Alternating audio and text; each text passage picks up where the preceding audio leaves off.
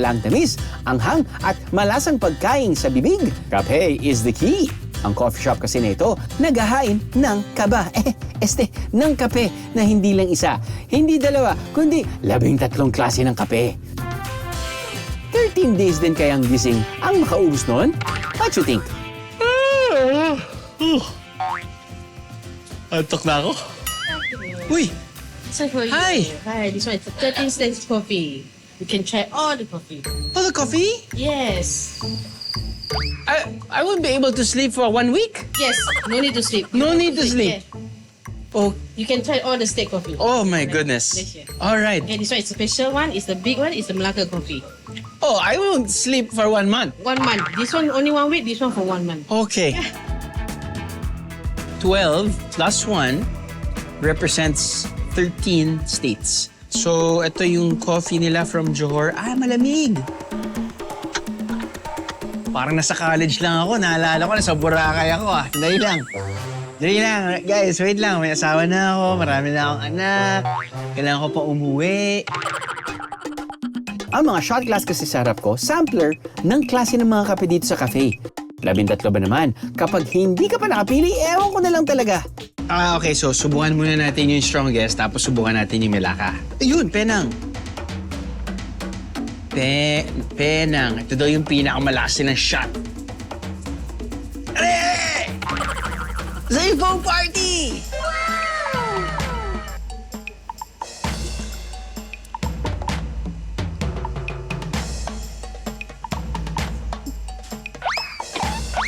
OA, malakas nga. Tapang, ayos. Ito naman. Ito yung kanilang Melaka. Melaka blend.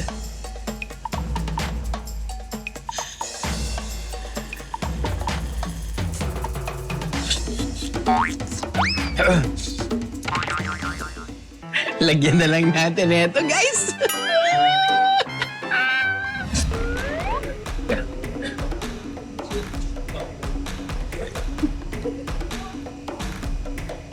Big Hollywood stuff.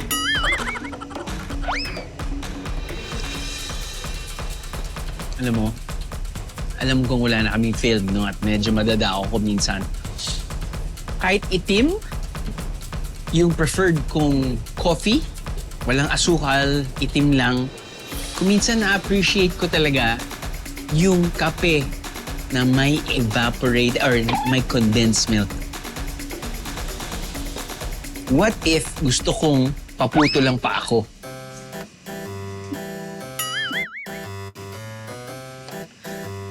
What if?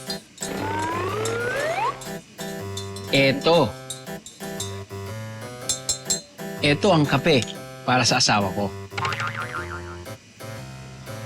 99% sugar, 1% coffee.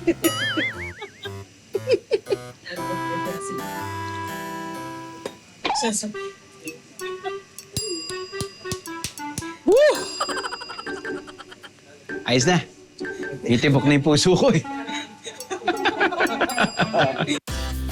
Naging tourist spot ang cafe na ito dahil maliban sa variety ng kanilang kape, kilala rin ito bilang sikat na heritage themed cafe.